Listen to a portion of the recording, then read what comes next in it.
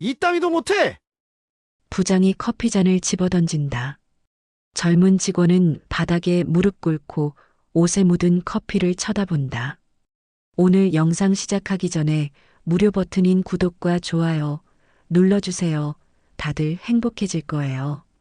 서울 강남구에 위치한 중견기업 대성산업의 15층 사무실, 새벽 7시. 아직 어둠이 완전히 걷히지 않은 이른 아침, 사무실 한쪽 구석에서 형광등 하나가 깜빡이며 켜졌습니다. 30대 중반의 남자, 준호가 조용히 문을 열고 들어섰어요.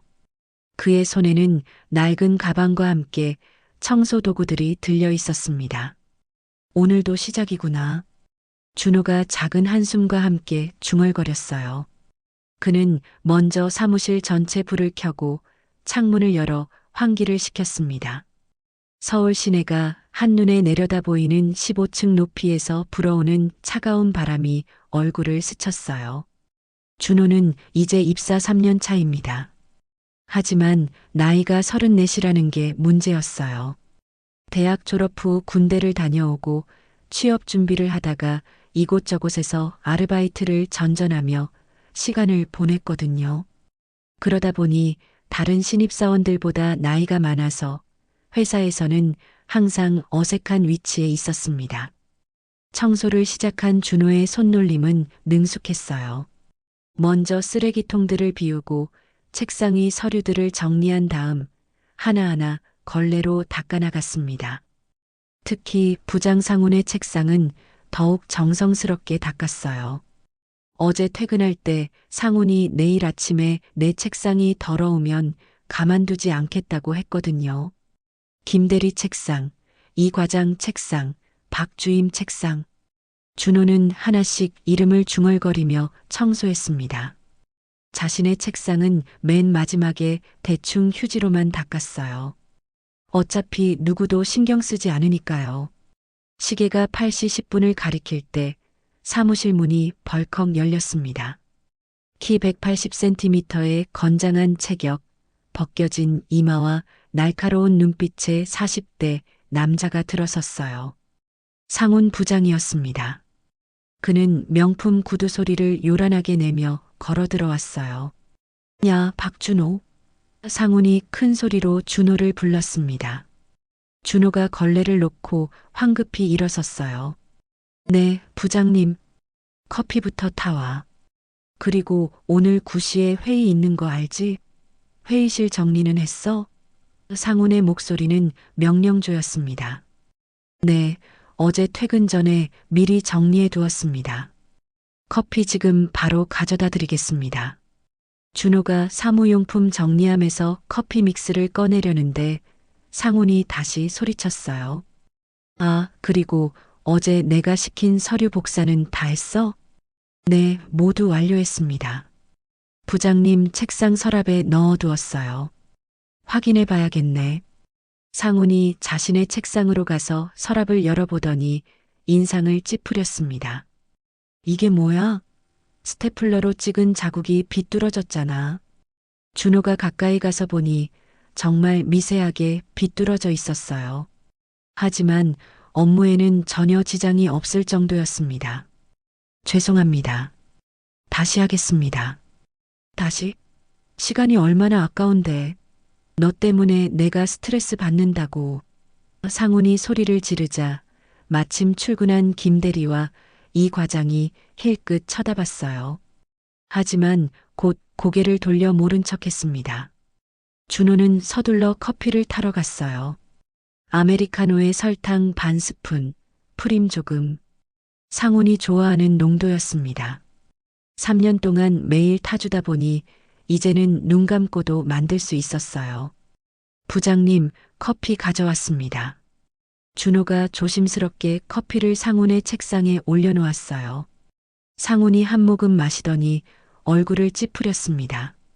이게 뭐야? 왜 이렇게 싱거워? 너 설탕 안 넣었지? 아닙니다. 평소처럼 반 스푼 넣었는데요. 반 스푼? 내가 언제 반 스푼이라고 했어? 한 스푼 넣으라고 했잖아. 상훈이 목소리를 높였어요.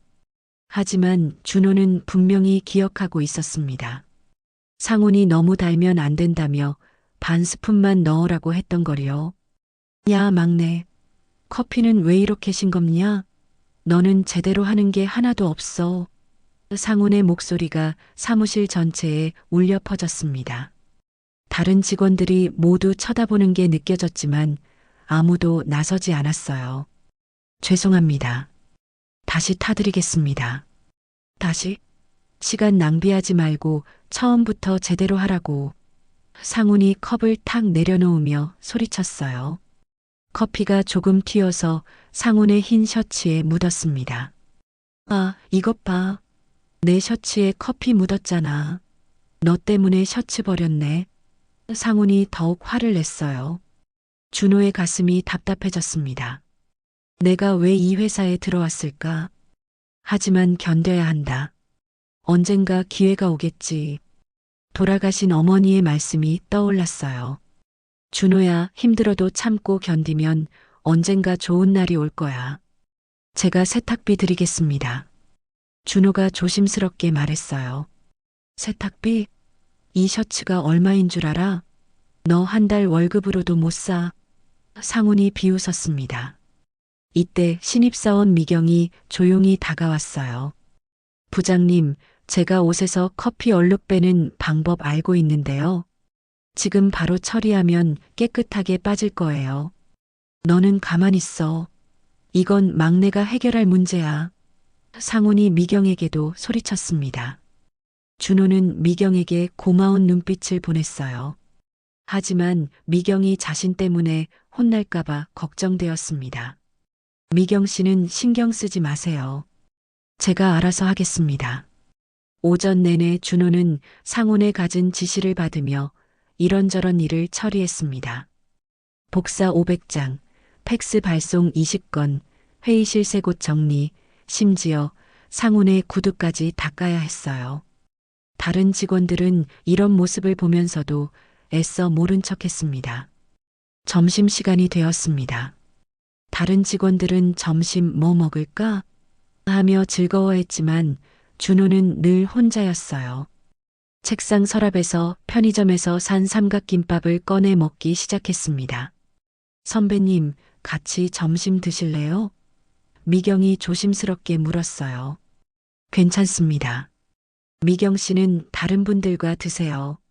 준호가 쓴웃음을 지으며 거절했어요. 하지만 정말 괜찮아요. 저는 혼자 먹는 게 편해요. 오후에도 상훈의 괴롭힘은 계속되었습니다. 야, 막내.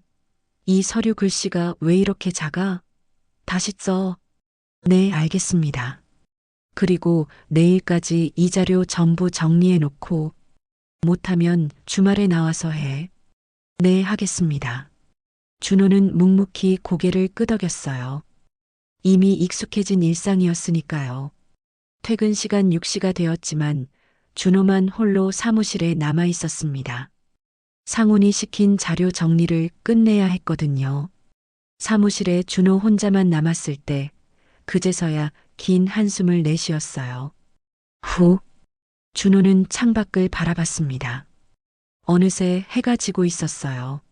네온사인들이 하나둘 켜지기 시작하는 서울 시내의 모습이 보였습니다.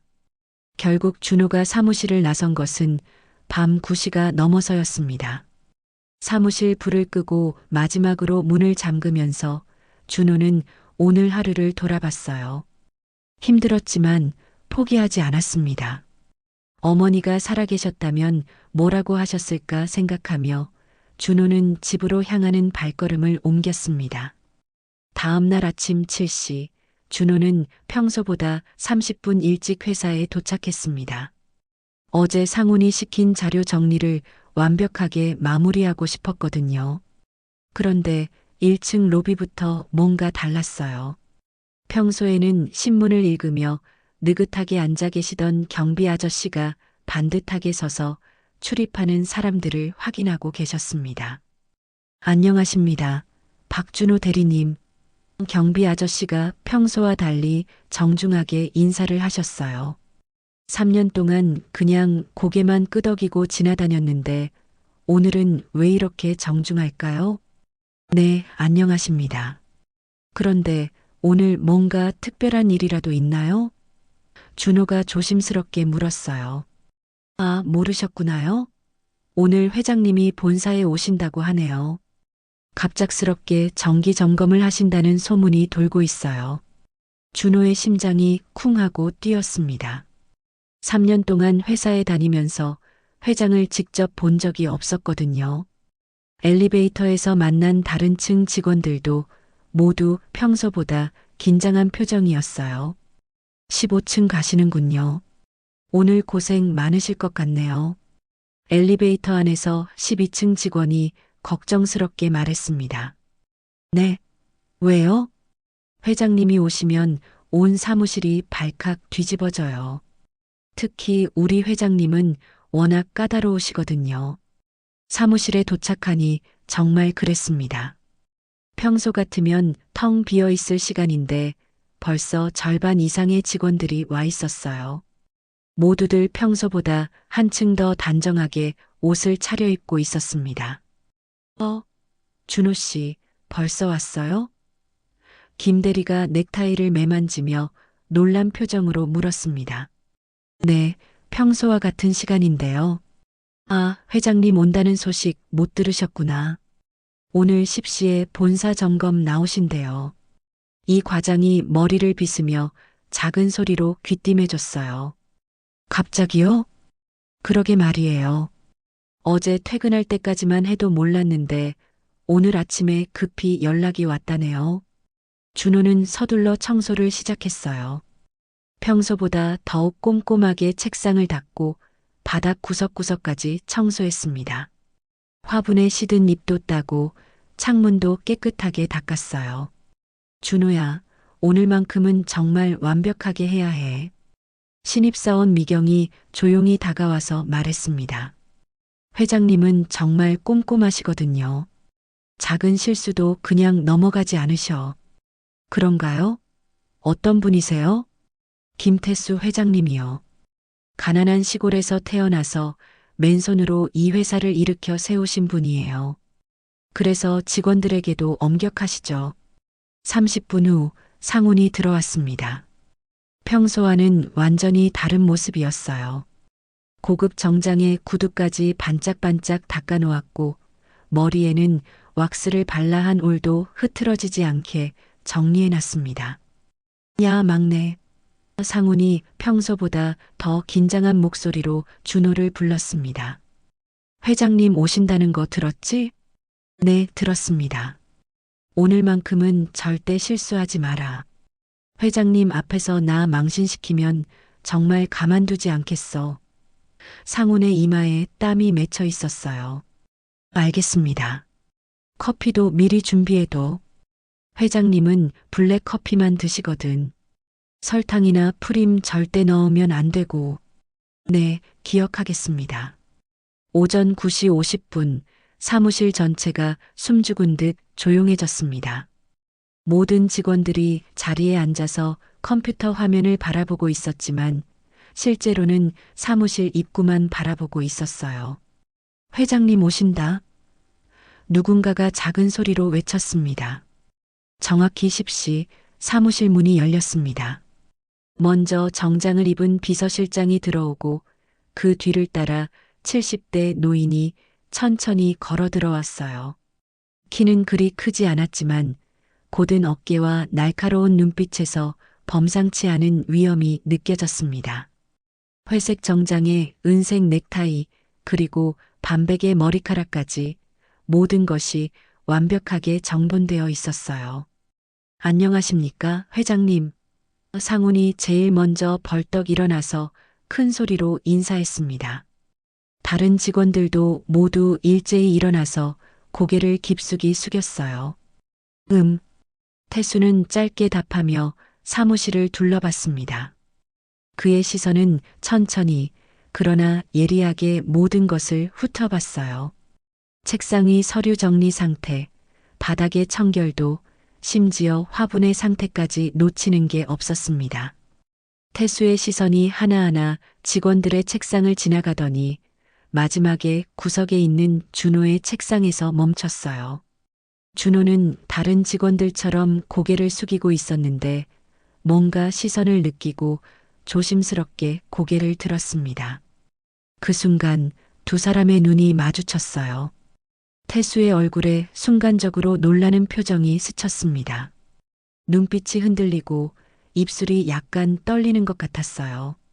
마치 오래전 잊고 있던 기억이 갑자기 되살아나는 듯한 표정이었습니다. 저 눈빛, 저 얼굴, 설마 태수의 마음속에서 30년 전 기억이 파도처럼 밀려왔어요. 가난했던 시절, 사랑했던 여인의 얼굴, 그리고 그 여인이 안고 있던 어린 아이의 모습이 선명하게 떠올랐습니다. 준호도 이상한 느낌이 들었어요. 회장의 눈빛에서 뭔가 익숙한, 그리운 느낌을 받았거든요. 하지만 왜 그런 느낌이 드는지는 알 수 없었습니다. 저기 앉아 있는 사람은 누구인가? 태수가 목소리를 가다듬으며 비서실장에게 조용히 물었습니다. 잠시만요. 비서실장이 서류를 뒤적이며 답했어요. 입사 3년 차 박준호라는 직원입니다. 사무 보조 업무를 담당하고 있습니다. 박준호. 태수가 그 이름을 작게 되뇌었어요. 가슴 한구석이 뜨끔했습니다. 박씨. 그 여인의 성도 박씨였거든요. 태수는 다시 한번 준호를 자세히 바라봤습니다. 눈매, 코 모양, 심지어 앉아있는 자세까지 30년 전 자신이 사랑했던 여인과 너무나 닮아 있었어요. 하지만 태수는 곧 표정을 굳혔습니다. 설마 그 아이가 여기 있을 리는 없다고 생각했어요. 그리고 설령 그 아이라고 해도 이미 30년이라는 시간이 흘렀으니까요. 열심히 하고 있는 것 같군. 태수가 무표정하게 말하고는 억지로 다른 곳으로 시선을 돌렸어요. 하지만 마음은 그렇지 않았습니다. 계속해서 준호가 신경 쓰였어요. 태수는 약 1시간 동안 사무실을 돌아다니며 여러 직원들과 대화를 나눴습니다.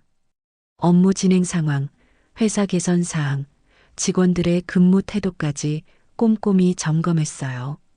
그러나 내내 마음 한구석에서는 준호가 신경 쓰였습니다. 상훈 부장. 태수가 상훈을 불렀어요. 네, 회장님.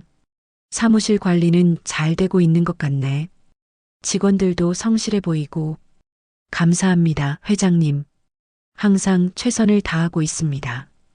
그런데 태수가 잠시 망설이더니 물었어요. 저기 구석에 앉아 있는 박준호라는 직원. 어떤 사람인가? 상우는 순간 당황했어요. 회장이 왜 하필 준호에게 관심을 보이는지 이해할 수 없었거든요. 아, 그냥 평범한 신입사원입니다. 별다른 특징은 없고요. 주로 잡무를 담당하고 있습니다. 가족은 어떻게 되나? 잘 모르겠습니다. 개인적인 이야기를 나눠본 적이 없어서요. 태수는 더 이상 묻지 않았어요. 하지만 마음속 궁금증은 점점 커져만 갔습니다. 점심시간이 되어 태수가 사무실을 떠난 후 직원들 사이에서는 웅성거리는 소리가 들려왔어요. 회장님이 준호 씨를 자꾸 보시던데? 나도 봤어. 뭔가 이상했어. 혹시 준호 씨가 회장님과 무슨 관계가 있는 건 아닐까? 상훈의 얼굴이 점점 어두워졌습니다. 3년 동안 무시하고 괴롭혔던 준호에게 회장이 유독 관심을 보였다는 사실이 불안했거든요. 준호는 이런 분위기를 느끼고 더욱 조용히 행동했어요. 괜히 오해받을까봐 걱정되었습니다. 하지만 마음 한구석에서는 회장의 그 눈빛이 계속 떠올랐어요. 마치 자신을 알고 있는 사람 같았거든요. 회장이 떠난 지 일주일 후 사무실 분위기는 완전히 달라져 있었습니다. 특히 상훈의 태도가 그랬어요. 평소보다 더욱 예민해져서 준호를 괴롭히는 일이 늘어났습니다. 회장이 준호에게 보였던 관심이 상훈에게는 큰 위협으로 느껴졌거든요. 야, 박준호. 상훈이 오전 9시부터 큰 소리로 준호를 불렀습니다. 어제 내가 시킨 월간 보고서는 다 작성했어? 네, 완료했습니다. 부장님 책상에 올려두었는데요. 어디 보자. 상훈이 서류를 집어들더니 일부러 꼼꼼히 들여다봤어요. 뭔가 트집을 잡을 거리를 찾으려는 듯 했습니다. 이게 뭐야? 이 페이지 세 번째 줄 맞춤법이 틀렸잖아. 상훈이 소리를 지르며 서류를 휘둘렸어요. 실제로는 아무 문제가 없었지만 억지로 문제를 만들어낸 것이었습니다. 죄송합니다. 다시 수정하겠습니다. 다시? 이런 기본적인 실수를 왜 반복하냐고. 상훈의 목소리가 사무실 전체에 울렸습니다. 다른 직원들이 모두 쳐다보는 상황이었어요. 그때 전화벨이 울렸습니다. 상훈이 전화를 받더니 얼굴색이 순간 변했어요. 네, 회장실에서요?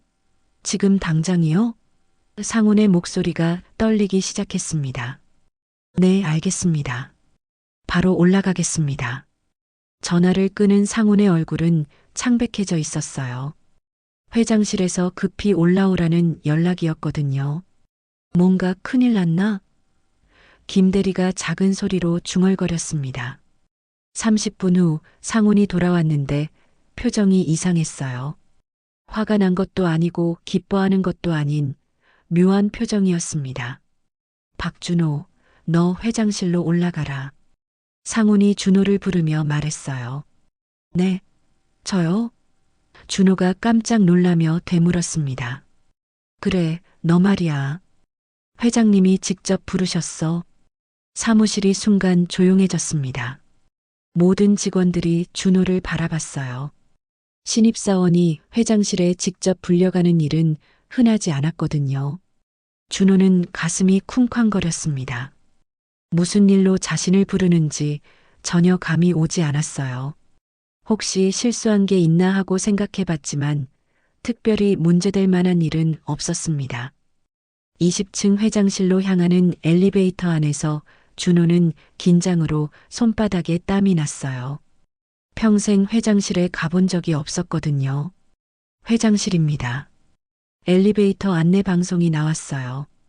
문이 열리자 고급스러운 대리석 바닥과 화려한 샹들리에가 눈에 들어왔습니다. 비서실장이 준호를 보더니 정중하게 인사했어요. 박준호 대리시죠? 회장님이 기다리고 계십니다. 비서실장의 안내를 받아 회장실 문 앞에 서니 다리가 후들거렸습니다. 문 너머에서 들어오세요라는 목소리가 들렸어요. 문을 열고 들어서니 넓은 사무실 한가운데 큰 책상이 있었고 그 뒤에 태수가 앉아 있었습니다. 태수는 준호를 보자 책상에서 일어났어요. 앉으세요. 태수가 소파를 가리키며 말했습니다.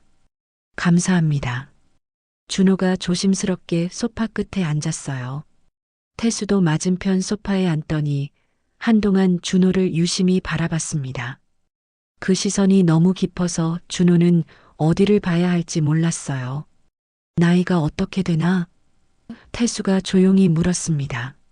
34입니다. 34. 태수가 그 나이를 되뇌더니 잠시 생각에 잠겼어요. 계산해 보니 딱 맞았습니다. 30년 전 자신이 떠났을 때 그 아이는 4살이었거든요. 가족은 어떻게 되나? 어머니 한 분 계셨는데 작년에 돌아가셨습니다. 준호의 목소리가 작아졌어요. 태수의 가슴이 쿵하고 내려앉았습니다. 그 사람이 세상을 떠났다고?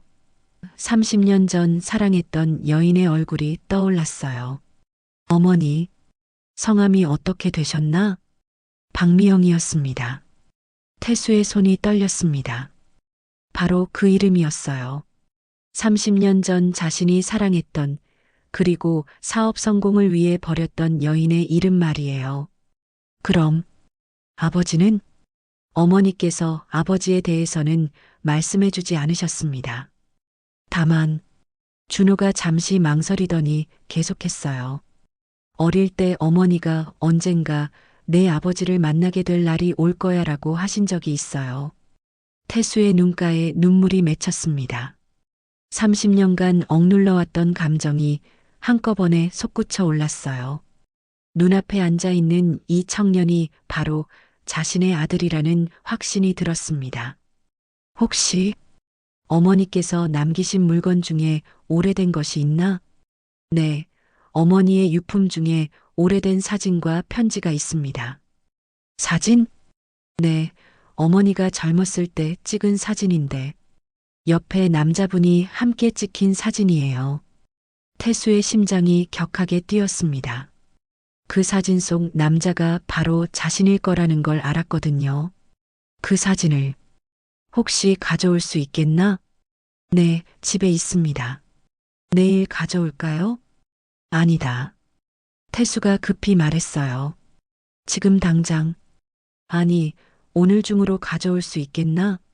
준호는 회장의 급박한 목소리에 놀랐어요.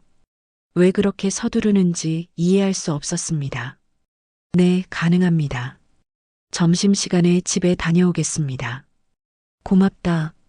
태수가 안도의 한숨을 내쉬었어요. 그때 태수의 휴대폰이 울렸습니다. 중요한 업무 관련 전화였어요. 잠시만 기다려주게. 태수가 전화를 받으며 준호에게 말했습니다. 전화 통화는 20분 정도 계속되었어요. 준호는 그 시간 동안 회장실을 둘러봤습니다. 벽에 걸린 상장들, 오래된 사진들, 그리고 책장에 꽂힌 수많은 책들. 모든 것이 성공한 사업가의 모습을 보여주고 있었어요. 그 중에서도 유독 눈에 띄는 사진이 하나 있었습니다. 30년쯤 전에 찍힌 것 같은 흑백 사진이었는데 젊은 남자가 작은 건물 앞에서 웃고 있는 모습이었어요. 그 남자의 얼굴이 왠지 낯익었습니다. 미안하다. 급한 업무였어. 태수가 전화를 끊고 다시 준호에게 돌아왔어요. 괜찮습니다. 그럼 오늘 오후에 그 사진을 가져와 주겠나? 네, 알겠습니다. 준호가 회장실을 나와 15층으로 돌아오자 모든 직원들의 시선이 집중되었어요. 특히 상훈의 표정이 심상치 않았습니다. 뭔 일로 불러가셨어? 상훈이 날카롭게 물었어요. 잘 모르겠습니다. 그냥 몇 가지 질문을 하셨어요. 질문? 무슨 질문? 개인적인 것들이었습니다. 상훈의 얼굴이 점점 어두워졌어요. 뭔가 석연치 않은 일이 벌어지고 있다는 느낌이 들었거든요. 점심시간이 되자 준호는 급히 집으로 향했습니다. 어머니의 유품 중에서 그 사진을 찾아야 했어요. 가슴 한편으로는 두근거림과 함께 묘한 예감이 들었습니다. 과연 그 사진 속 남자가 누구일까요? 점심시간 준호는 서둘러 자신의 원룸으로 향했습니다. 평소 같으면 회사 근처 식당에서 간단히 식사를 하겠지만 오늘은 그럴 여유가 없었어요. 회장이 요청한 사진을 찾아야 했거든요. 원룸 문을 열고 들어서니 어머니의 냄새가 아직도 남아있는 것 같았어요. 작년에 돌아가신 후로 혼자 살고 있지만 어머니의 물건들은 그대로 둬두었습니다. 준호에게는 어머니가 남긴 것들이 유일한 위안이었거든요. 어디 두셨더라? 준호가 방 한 구석에 있는 오래된 서랍장을 열었어요. 가장 아래 서랍에 어머니의 유품들이 정리되어 있었습니다. 낡은 일기장, 목걸이, 그리고 몇 장의 오래된 사진들이 비닐봉지에 담겨 있었어요. 사진들을 하나씩 꺼내보니 어머니의 젊은 시절 모습이 담긴 것들이었습니다. 그 중에서도 유독 눈에 띄는 사진이 하나 있었어요. 흑백 사진으로 20대 초반으로 보이는 어머니와 30대 초반의 남자가 함께 찍은 사진이었습니다. 이 사진이구나. 준호가 사진을 자세히 들여다봤어요. 남자의 얼굴을 보는 순간 심장이 쿵 하고 뛰었습니다. 어디선가 본 것 같은 얼굴이었거든요. 그런데 누구였을까요? 사진 뒷면에는 작은 글씨로 뭔가 적혀 있었어요. 태수야, 우리 영원히 행복하자. 1994년 5월 미영이가. 태수? 준호가 그 이름을 중얼거렸어요. 어디선가 들어본 이름 같았는데. 잠깐, 회장님의 이름이 김태수였죠.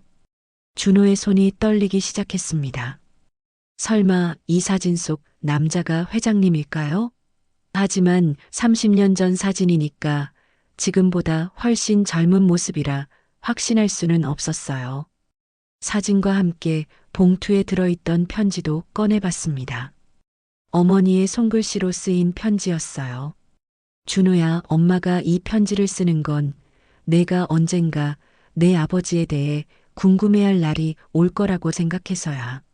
내 아버지는 나와 너를 사랑했지만 꿈을 이루기 위해 우리를 떠날 수밖에 없었어. 그 사람을 원망하지는 마라. 그리고 혹시 언젠가 내가 그 사람을 만나게 된다면 엄마도 그 사람을 끝까지 사랑했다고 전해주렴. 편지를 읽는 준호의 눈에 눈물이 맺혔어요. 어머니가 아버지에 대해 단 한 번도 원망하는 말씀을 하지 않으셨던 이유를 알 것 같았습니다. 시계를 보니 벌써 1시 20분이었어요. 서둘러 사진과 편지를 들고 회사로 돌아갔습니다. 회장실에 도착했을 때 태수는 창가에 서서 밖을 내다보고 있었어요. 준호가 들어오는 소리를 듣고 돌아섰는데 표정이 매우 긴장되어 있었습니다. 가져왔나? 태수의 목소리가 떨리고 있었어요. 네, 여기 있습니다. 준호가 사진을 조심스럽게 태수에게 건넸어요. 태수가 사진을 받아들고 보는 순간 얼굴이 하얗게 변했습니다. 30년 전 자신과 미영이 함께 찍은 그 사진이었거든요. 당시 둘은 결혼을 약속했고 미영은 이미 임신한 상태였어요. 이 사진, 정말. 태수의 목소리가 메었습니다. 사진 뒷면의 글씨를 보자 태수의 눈에서 눈물이 흘러내렸어요. 미영의 예쁜 손글씨, 그리고 그 따뜻한 마음이 그대로 느껴졌습니다. 어머니께서 남기신 편지도 있습니다. 준호가 편지를 꺼내며 말했어요. 태수가 편지를 읽는 동안 준호는 조용히 기다렸습니다. 태수의 어깨가 점점 떨리는 게 보였어요. 편지를 다 읽은 태수는 한동안 말을 하지 못했습니다. 30년간 억눌러왔던 죄책감과 그리움이 한꺼번에 터져 나왔거든요. 준호야. 태수가 떨리는 목소리로 준호를 불렀어요. 너는 내 아들이다. 준호는 그 말을 듣는 순간 머리가 하얘졌습니다. 귀를 의심했어요. 네, 뭐라고 하셨나요? 내가 너의 아버지다. 태수가 다시 한번 또렷하게 말했어요. 30년 전 나는 사업 성공을 위해 너와 내 어머니를 버렸다. 그것이 내 인생 최대의 실수였어. 준호의 가슴이 쿵쾅거렸습니다. 갑작스러운 충격에 어떻게 반응해야 할지 몰랐어요. 하지만 왜 이제서야 말씀하시는 거죠? 준호의 목소리가 떨렸어요. 너를 처음 봤을 때부터 느낌이 왔다. 내 어머니와 너무 닮았거든. 하지만 확신할 수 없었어. 그래서 오늘 사진을 확인하고 싶었던 거야. 준호는 복잡한 감정에 휩싸였어요. 기쁨, 분노, 서러움, 원망. 모든 감정이 뒤섞여 있었습니다. 그럼 지난 30년 동안 저희가 얼마나 힘들게 살았는지 아시나요? 준호의 목소리에 원망이 섞여 있었어요. 어머니는 혼자서 저를 키우시느라 얼마나 고생하셨는데요. 태수는 준호의 원망을 감당할 수밖에 없었어요. 모든 것이 자신의 잘못이었으니까요. 미안하다. 정말 미안하다. 태수가 고개를 숙였어요. 변명할 수 없다. 나는 성공을 위해 가장 소중한 것들을 버린 바보였어. 그럼 지금은 뭐가 달라진 건가요? 저는 이미 어머니를 잃었고 30년을 아버지 없이 살았는데요. 준호의 말에 태수는 할 말이 없었어요. 정말로 너무 늦었다는 생각이 들었습니다. 나도 안다. 너무 늦었다는 걸. 하지만 태수가 준호를 바라봤어요. 이제라도 내게 아버지가 되고 싶다. 아버지? 준호가 쓴웃음을 지었어요. 30년 후에 갑자기 아버지라고 하시면 제가 어떻게 받아들여야 하나요? 태수는 준호의 마음을 이해했어요. 당연한 반응이었습니다. 시간을 달라. 천천히, 천천히 내게 진짜 아버지가 되고 싶다. 그때 회장실 문이 열리며 비서실장이 들어왔어요. 회장님, 삼시회의 준비가 되었습니다. 알겠습니다. 태수가 답한 후 준호를 다시 바라봤어요. 오늘은 여기까지 하자. 하지만 이 일은 아직 다른 사람들에게 알리지 말아달라. 네, 알겠습니다. 준호가 고개를 끄덕였어요. 그리고 태수가 망설이더니 말했어요. 앞으로 회사에서 누가 너를 괴롭히거든 나에게 바로 알려라. 준호는 무슨 말인지 알 것 같았어요.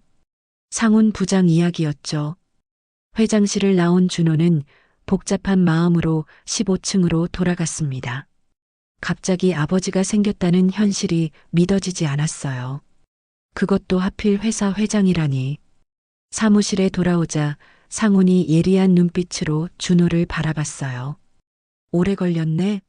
뭔 일로 그렇게 오래 있었어? 개인적인 이야기였습니다. 개인적인 이야기? 상훈의 목소리에 의심이 가득했어요. 회장님이 평사원과 개인적인 이야기를 한다고? 준호는 대답하지 않았어요. 아직 아무에게도 말할 수 없는 상황이었으니까요. 하지만 상훈의 의심은 점점 커져만 갔습니다. 뭔가 심상치 않은 일이 벌어지고 있다는 걸 직감했거든요. 그로부터 일주일이 지났습니다. 준호는 평상시와 다름없이 회사 생활을 이어갔지만 마음은 무척 복잡했어요. 갑자기 아버지가 생겼다는 현실을 받아들이기가 쉽지 않았거든요. 더구나 그 아버지가 회사의 회장이라니 모든 게 혼란스러웠습니다. 한편 상훈의 의심은 날이 갈수록 깊어졌어요. 준호와 회장 사이에 뭔가 특별한 관계가 있다는 확신이 들었거든요. 그래서 상훈은 준호를 더욱 괴롭히기 시작했습니다. 야, 박준호.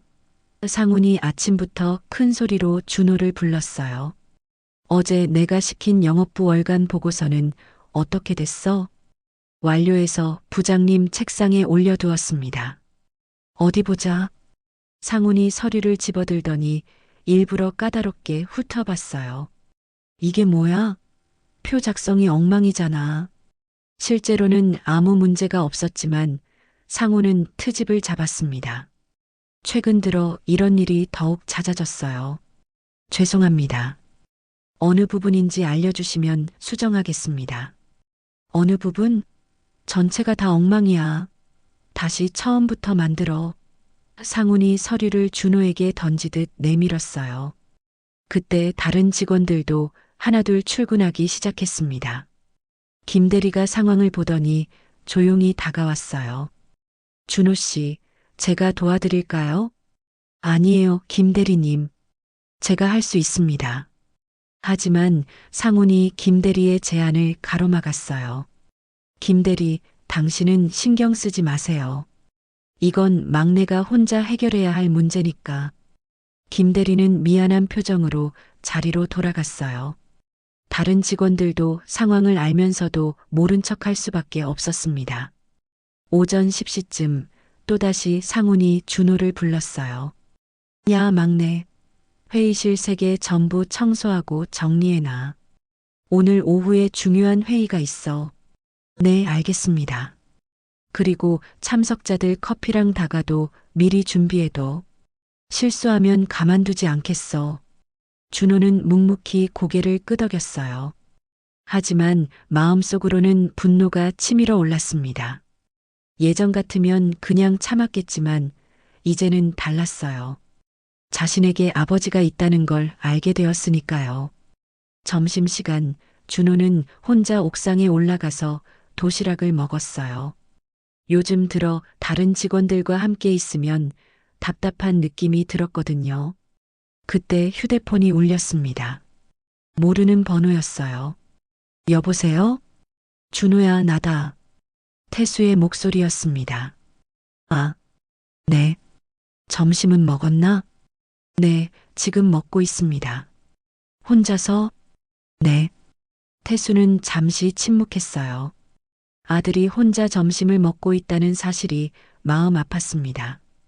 시간 되면 저녁에 한번 만나자. 할 얘기가 있어. 회사에서 만나면 안 될까요? 아니다.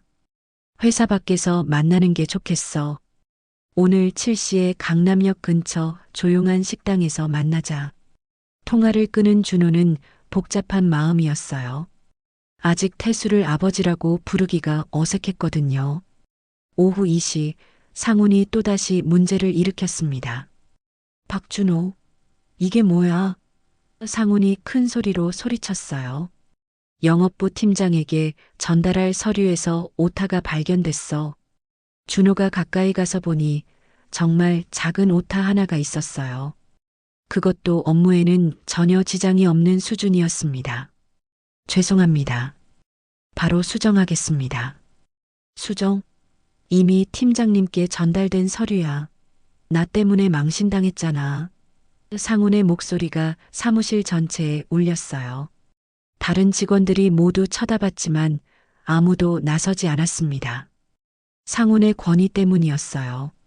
정말 죄송합니다. 제가 팀장님께 직접 사과드리겠습니다. 사과로 되는 문제가 아니야. 너 때문에 우리 부서 전체가 무능해 보인다고. 그때 준호의 참을성이 한계에 달했어요.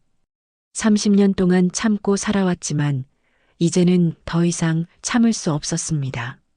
부장님, 그 정도 오타는 충분히 수정 가능한 수준입니다. 너무 심하게 꾸짖으시는 것 아닌가요? 사무실이 갑자기 조용해졌어요. 평소 순종적이던 준호가 처음으로 반박한 것이었거든요. 상훈의 얼굴이 빨갛게 달아올랐어요. 뭐라고? 지금 나한테 대들어? 신입 주제에. 저는 대드는 게 아니라 사실을 말씀드린 것뿐입니다. 사실? 내가 실수한 게 사실이잖아. 네, 제가 실수했습니다. 하지만 매번 이런 식으로 소리를 지르실 필요는 없지 않나요? 상훈은 완전히 화가 났어요. 지금까지 고분고분하던 준호가 갑자기 달라진 것이 이해되지 않았거든요. 야, 박준호. 너 요즘 뭔가 달라졌어. 혹시 회장님 만난 다음부터 이런 거 아니야? 준호의 가슴이 철렁했어요. 상훈이 핵심을 찔렀거든요. 그런 게 아닙니다. 그런 게 아니라고? 그럼 뭐야? 갑자기 왜 이렇게 건방져진 거야? 저는 건방진 게 아니라 제 의견을 말한 것뿐입니다. 의견? 신입사원이 부장한테 의견을 말해? 그때 미경이 조심스럽게 다가왔어요.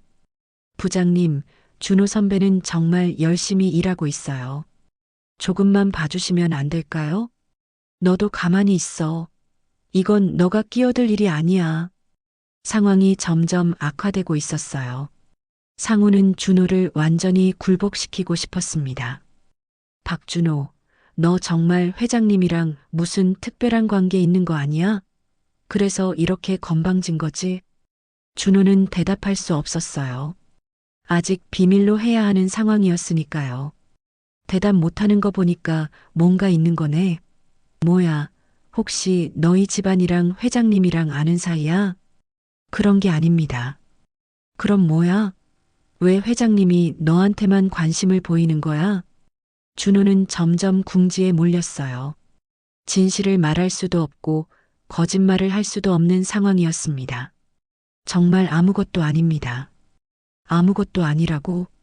그럼 증명해봐. 상훈이 갑자기 악독한 표정을 지었어요. 오늘부터 내가 진짜 평범한 신입사원인지 확인해 보겠어. 그때부터 상훈의 괴롭힘은 더욱 심해졌습니다. 불필요한 업무를 계속시키고 트집을 잡고 다른 직원들 앞에서 모욕을 주었어요. 오후 내내 준호는 상훈의 갖은 괴롭힘을 당했습니다. 하지만 참았어요. 저녁에 태수를 만나서 이 모든 상황을 이야기하고 싶었거든요. 퇴근 시간이 되었을 때 준호는 지쳐 있었어요. 하지만 마음 한편으로는 기대감도 있었습니다. 드디어 아버지와 제대로 된 대화를 나눌 수 있을 테니까요. 강남역으로 향하는 지하철 안에서 준호는 생각했어요. 과연 우리가 진짜 아버지와 아들이 될 수 있을까? 30년의 세월을 뛰어넘는 것이 쉬운 일은 아니었습니다. 저녁 7시 강남역 근처 조용한 한정식집. 준호가 먼저 도착해서 기다리고 있었어요. 마음은 복잡했습니다. 오늘 오후에 있었던 상훈과의 일 때문에 감정이 정리되지 않았거든요. 10분 후 태수가 들어왔습니다. 평소 회사에서 보던 권위적인 모습과는 달리 오늘은 어딘가 어색하고 조심스러워 보였어요. 기다렸나? 태수가 준호 맞은편에 앉으며 물었습니다. 아니요, 저도 방금 도착했습니다. 잠시 어색한 침묵이 흘렀어요. 30년 만에 만난 부자 사이지만 아직은 서로에게 낯선 사람이었습니다. 뭘 시킬까? 태수가 메뉴를 보며 물었어요. 아무거나 괜찮습니다. 태수는 정갈한 한정식을 주문했습니다. 음식이 나오는 동안 둘은 어색한 대화를 나눴어요. 회사 일은 어떤가? 그냥 괜찮습니다. 태수는 준호의 표정에서 뭔가 다른 기색을 느꼈어요. 힘든 일이라도 있나? 준호는 잠시 망설였습니다. 오늘 상훈에게 당한 일을 말해야 할지 고민되었거든요. 별일 아닙니다. 별일이 아니라는 표정이 아닌데? 태수가 걱정스럽게 물었어요. 그때 음식이 나왔습니다. 둘은 조용히 식사를 시작했어요. 하지만 준호는 제대로 먹지 못했습니다. 오늘 하루 일어난 일들이 계속 머릿속을 맴돌았거든요. 준호야. 태수가 조심스럽게 말을 꺼냈어요. 내가 30년 전에 너와 내 어머니를 버린 이유를 말해줄게. 준호가 젓가락을 놓고 태수를 바라봤어요. 당시 나는 29이었어. 작은 건설회사에서 일하고 있었는데 꿈이 컸지. 언젠가 큰 회사를 만들고 싶었거든. 그런데 내 어머니와 만나게 되었고 사랑에 빠졌어. 태수의 목소리에 그리움이 묻어났어요. 내 어머니는 정말 착하고 예쁜 사람이었어. 우리는 결혼을 약속했고 곧 너를 가졌지. 하지만 태수가 잠시 말을 멈췄어요. 하지만 그때 큰 사업 기회가 왔어. 외국 투자자가 내게 제안을 했는데 조건이 있었지. 5년간 해외에서 일해야 한다는 거였어. 그리고 가족 없이 혼자 와야 한다는 조건이었지. 준호는 아무 말 하지 않고 들었어요. 나는 고민했어. 정말 많이 고민했지. 하지만 결국 그 기회를 택했어. 성공하면 내 어머니와 너에게 더 좋은 삶을 줄 수 있다고 생각했거든. 그래서 저희를 버리신 거군요. 버린 게 아니야. 잠시 떠나는 거라고 생각했어. 5년 후에 돌아와서 다시 함께 살려고 했지. 그럼 왜 돌아오지 않으셨어요? 태수의 표정이 어두워졌어요. 처음에는 정말 돌아올 생각이었어. 하지만 시간이 지나면서 사업이 점점 커졌고 더 큰 욕심이 생겼지. 그리고 내 어머니에게 연락하기가 점점 어려워졌어. 어려워졌다고요? 미안하다는 말을 어떻게 해야 할지 몰랐어. 시간이 지날수록 더 미안해졌고 더 연락하기 힘들어졌지. 그렇게 세월이 흘렀어. 준호의 눈에 분노가 서렸어요. 그럼 저희가 얼마나 힘들게 살았는지 아세요? 어머니는 혼자서 저를 키우시느라 얼마나 고생하셨는데요. 안다. 정말 미안하다. 미안하다고 해서 되는 일인가요? 30년이에요, 30년. 준호의 목소리가 높아졌어요. 다른 손님들이 쳐다볼 정도였습니다. 준호야, 목소리 좀. 아니에요. 저는 30년 동안 아버지 없는 아이로 살았어요. 친구들이 아버지 이야기할 때마다 얼마나 부러웠는지 아세요? 태수는 준호의 분노를 고스란히 받아들였어요. 모든 게 자신의 잘못이었으니까요. 어머니는 끝까지 아버지를 원망하지 않으셨어요. 심지어 저에게 아버지를 미워하지 말라고 하셨어요. 그런데 지금 와서 아버지 노릇을 하시겠다고요? 준호야, 저는 더 이상 아버지가 필요하지 않아요. 30년 동안 없어도 살았으니까 앞으로도 없어도 돼요. 준호가 자리에서 일어났어요. 더 이상 참을 수 없었습니다. 준호야, 앉아라. 이야기를 끝까지 들어봐. 더 들을 게 뭐가 있어요? 결국 자신의 성공을 위해 가족을 버린 거잖아요. 맞다. 나는 최악의 선택을 했어. 하지만 뭐요?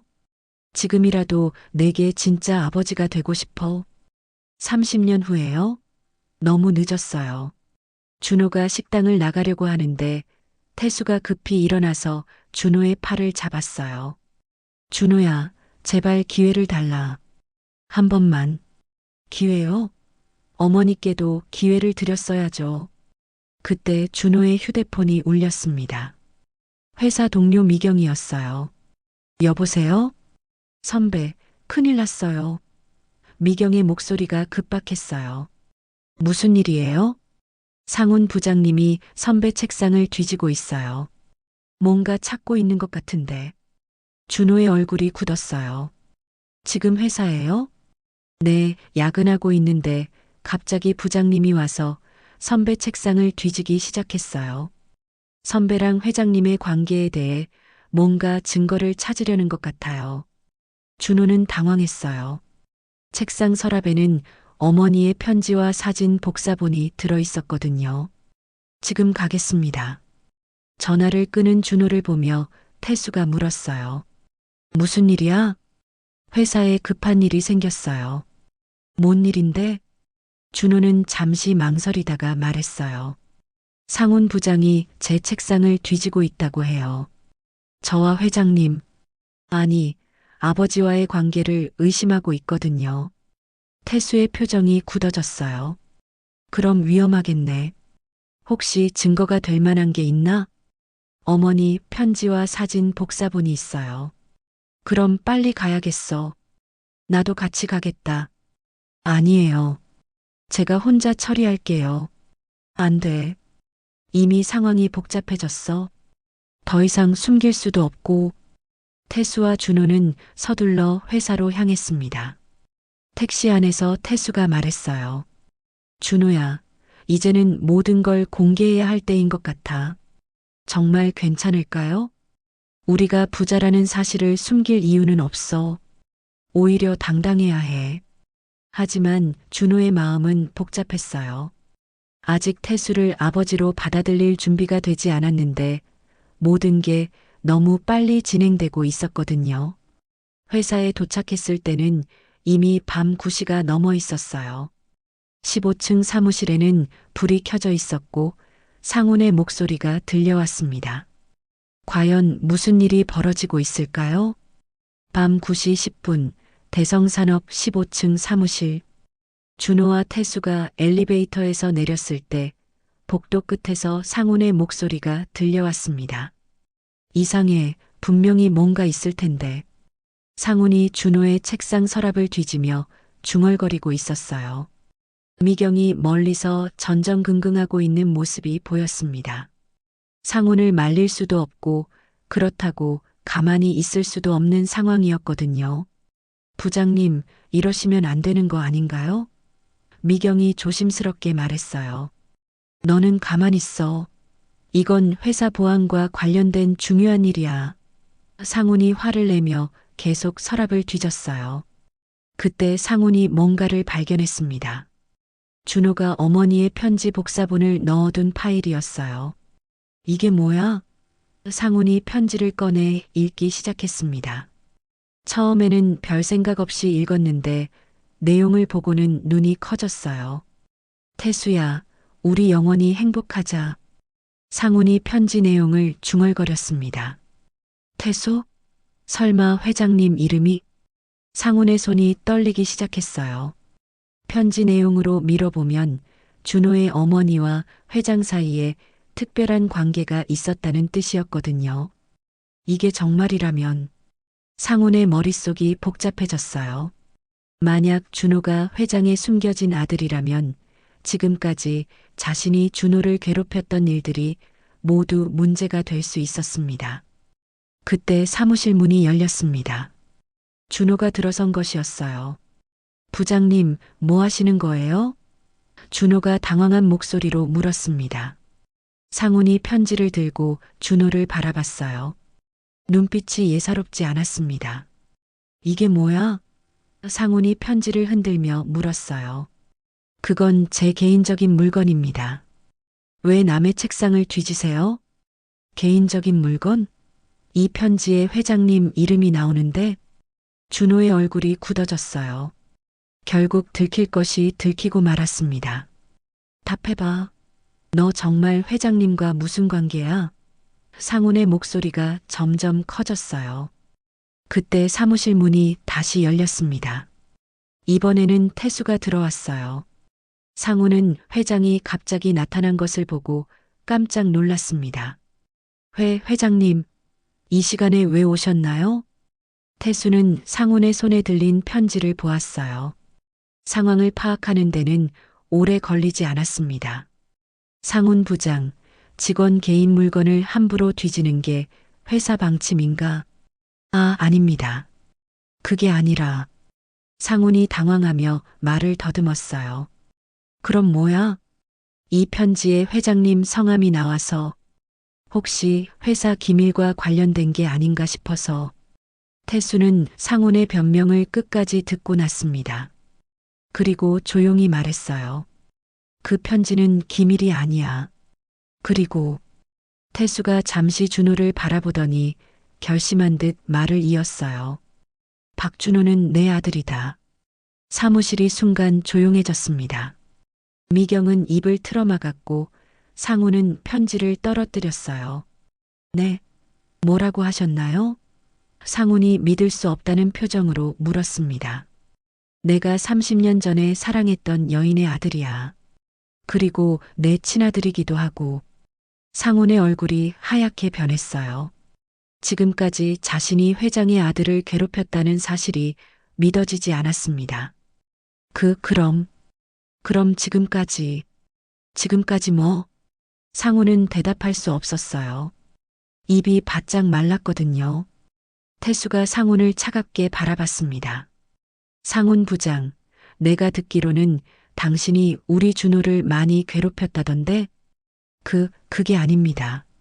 저는 그냥 뭐, 신입사원 교육 차원에서. 교육? 태수의 목소리가 차가워졌어요. 매일 소리 지르고 불필요한 일 시키고 모욕 주는 게 교육이야? 상훈은 변명할 말이 없었어요. 실제로 그런 일들을 했으니까요. 회장님, 정말 몰랐습니다. 만약 알았다면 뭐? 그럼 다르게 대했을 거야? 아닙니다. 그게 아니라. 태수가 한 걸음 더 다가갔어요. 상훈 부장, 당신은 회사에서 부하 직원을 어떻게 대해야 하는지도 모르는 사람이야. 내 아들이든 아니든 직원을 그렇게 대하면 안 되는 거야. 상훈의 이마에 식은땀이 흘렀어요. 죄송합니다. 정말 죄송합니다. 그때 준호가 나섰어요. 아버지, 됐습니다. 태수가 준호를 바라봤어요. 처음으로 준호가 자신을 아버지라고 불렀거든요. 준호야. 이미 지난 일이고 저도 많이 배웠어요. 상훈 부장님도 나름대로 이유가 있으셨을 거예요. 상훈은 준호의 관대함에 더욱 당황했어요. 자신을 그렇게 괴롭혔는데도 감싸주다니. 준호야, 정말 미안해. 나는 정말 몰랐어. 상훈의 목소리가 떨렸어요. 괜찮습니다. 앞으로 잘하시면 되죠. 하지만 태수의 생각은 달랐어요. 상훈 부장, 당신은 관리자, 자질이 부족해. 부장 직책에서 물러나고 평사원으로 근무하세요. 회장님, 그건 너무 심한 거 아닙니까? 심해? 3년 동안 직원 하나를 괴롭힌 게 심한 거 아니야? 상우는 절망적인 표정이 되었어요. 부장 자리를 잃으면 회사에서의 입지가 완전히 사라지는 거였거든요. 회장님, 제발 한 번만 봐주세요. 다시는 이런 일 없을 거예요. 이미 기회는 충분히 줬어. 3년 동안 기회가 없었어? 그때 다시 준호가 끼어들었어요. 아버지, 상훈 부장님께 한 번 더 기회를 주시면 안 될까요? 준호야, 너는 너무 착해. 이런 사람들에게는 확실히 해야 해. 하지만 사람은 변할 수 있어요. 저도 오늘 아버지를 만나면서 변했으니까요. 태수는 준호의 말에 마음이 움직였어요. 정말 착한 아들을 두었다는 생각이 들었습니다. 그럼 마지막 기회를 주겠어. 하지만 다시 한번 이런 일이 생기면 그때는 회사를 떠나야 해. 감사합니다. 정말 감사합니다. 상훈이 고개를 깊숙이 숙였어요. 그리고 앞으로는 모든 직원들을 공정하게 대하세요. 내 아들이라고 특별 대우하지도 말고 다른 직원이라고 함부로 대하지도 말고. 네, 알겠습니다. 태수가 준호를 바라봤어요. 준호야, 이제 모든 직원들이 우리 관계를 알게 될 거야. 괜찮겠나? 네, 괜찮습니다. 그럼 내일부터는 당당하게 내 아들로 살아라. 준호는 고개를 끄덕였어요. 비로소 30년 만에 아버지를 찾은 기분이었습니다. 미경이 조심스럽게 다가와서 말했어요. 준호 선배, 정말 축하드려요. 고마워요, 미경 씨. 상훈도 떨리는 목소리로 말했어요. 준호야, 정말 미안했어. 앞으로 잘 부탁해. 드디어 모든 진실이 밝혀졌습니다. 하지만 이것이 새로운 시작일 뿐이라는 걸 모두가 알고 있었어요. 한 달 후 대성산업 15층 사무실은 완전히 달라져 있었습니다. 준호와 태수의 부자 관계가 공개된 후 회사 전체 분위기가 바뀌었어요. 하지만 준호 자신은 여전히 예전과 똑같은 모습으로 출근했습니다. 새벽 7시 30분, 다른 누구보다 먼저 사무실에 도착해서 청소를 하고 동료들을 챙기는 일을 계속했어요. 준호 씨, 이제 그런 일 안 하셔도 되는데요. 미경이 걱정스럽게 말했습니다. 왜요? 저는 여전히 신입사원인걸요. 준호가 웃으며 답했어요. 실제로 준호는 회장의 아들이라는 사실이 알려진 후에도 특별 대우를 거부했습니다. 승진도, 부서 이동도, 월급 인상도 모두 사양했어요. 그냥 평범한 직장인으로 살고 싶다고 했거든요. 선배, 정말 대단하세요. 신입사원 미경이 진심으로 말했어요. 저라면 절대 그럴 수 없을 것 같은데. 뭐가 대단해요? 당연한 거죠. 그때 상훈이 다가왔습니다. 한 달 전과는 완전히 다른 모습이었어요. 더 이상 큰 소리를 지르지도 않고 직원들을 함부로 대하지도 않았습니다. 준호 씨, 오늘도 일찍 오셨네요. 상훈이 정중하게 인사했어요. 네, 상훈 부장님도 안녕하세요. 커피 한 잔 드릴까요? 상훈이 조심스럽게 제안했어요. 아, 괜찮습니다. 제가 타드릴게요. 아니에요. 제가 타드릴게요. 어떻게 드시죠? 준호는 상훈의 변화에 놀랐어요. 이전과는 정반대 모습이었거든요. 부장님, 너무 그러지 마세요. 저는 여전히 후배니까 편하게 대해주세요. 하지만 정말 괜찮아요. 예전처럼 지내면 돼요. 상훈은 준호의 마음씨에 또 한 번 감동했어요. 자신을 그렇게 괴롭혔는데도 원망하지 않을 뿐만 아니라 오히려 편하게 대해달라고 하다니. 오전 10시쯤 태수가 사무실에 내려왔습니다. 요즘 들어 종종 15층에 내려와서 직원들과 대화를 나누곤 했어요. 모두들 수고하고 있네요. 태수가 직원들에게 인사했어요. 안녕하십니다, 회장님. 직원들이 일제히 인사했습니다. 태수는 준호의 책상으로 다가왔어요. 준호야, 잠깐 얘기 좀 하자. 네, 회장님. 둘은 회의실로 들어갔습니다. 태수가 준호를 바라보며 말했어요. 아직도 회장님이라고 부르네? 회사에서는 공사를 구분해야죠. 집에서도 아버지라고 잘 안 부르더만. 준호는 미소를 지었어요. 한 달 전부터 태수의 집에서 함께 살기 시작했거든요. 처음에는 어색했지만 점점 가족 같은 느낌이 들고 있었어요. 시간이 필요해요. 30년을 혼자 살았는데 갑자기 바뀔 수는 없잖아요. 그래, 천천히 하자. 나도 아버지 노릇을 배워가고 있으니까. 그런데 오늘 왜 내려오셨어요? 너 때문이야. 태수가 진지하게 말했어요. 계속 이렇게 평사원으로 있을 거야? 네, 좋아요. 하지만 언젠가는 회사를 물려받아야 하는데, 그건 아직 생각하고 싶지 않아요. 태수는 준호의 뜻을 존중했어요. 아직 서로를 알아가는 단계였고, 무리하고 싶지 않았거든요. 알겠다. 내가 원할 때까지 기다리겠어. 감사해요. 아버지. 준호가 처음으로 자연스럽게 아버지라고 불렀어요. 태수의 눈가에 감동의 눈물이 맺혔습니다. 점심시간, 준호는 다른 동료들과 함께 식당에 갔어요. 예전처럼 혼자 먹지 않고 이제는 동료들과 어울려 지냈습니다. 준호 선배, 회장님은 어떤 분이세요? 미경이 궁금해하며 물었어요. 그냥 조금 서툰 아버지예요. 준호가 웃으며 답했어요. 서툰 아버지요? 30년 동안 아버지 노릇을 못 해보셨으니까 지금 열심히 배우고 계세요. 어제는 제가 좋아하는 음식이 뭔지 물어보시더라고요. 따뜻하네요. 네, 생각보다 따뜻한 분이에요. 상훈도 함께 식사를 하고 있었는데 조심스럽게 말을 꺼냈어요. 준호 씨, 정말 미안해요. 그동안 얼마나 힘들었을까 생각하니까. 부장님, 이제 그런 얘기 그만해요. 오히려 감사해요. 감사하다고요? 네, 덕분에 저도 많이 성장했어요. 그리고 준호가 잠시 멈췄다가 계속했어요.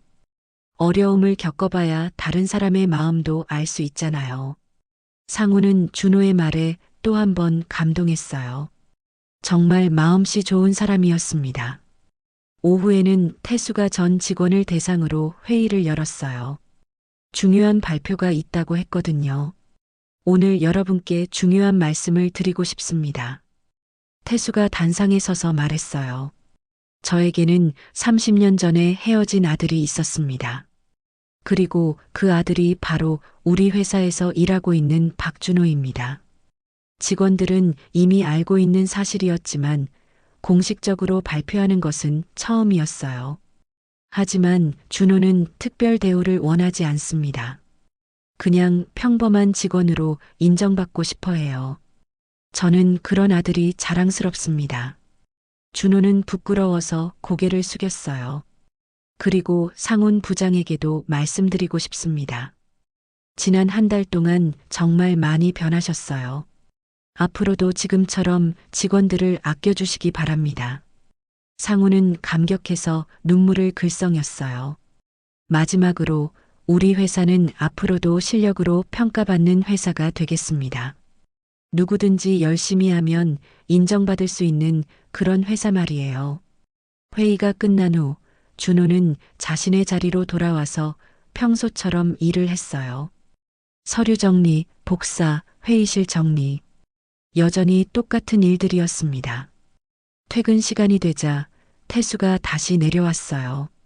준호야, 집에 같이 가자. 네. 회사를 나서면서 태수가 물었어요. 오늘 하루는 어땠어? 좋았어요. 평범하고 일상적이어서 좋았어요.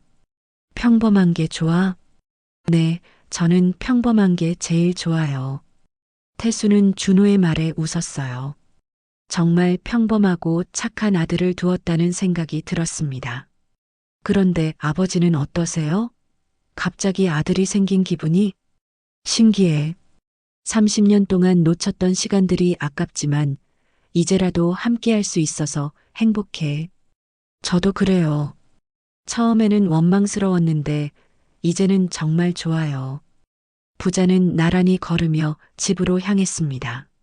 30년의 공백을 메우기에는 시간이 더 필요하겠지만 이제 시작이었어요. 진짜 아버지와 아들로 살아갈 새로운 인생의 시작 말이에요. 그날 밤 준호는 어머니의 사진을 보며 말했어요. 어머니, 저 드디어 아버지를 만났어요.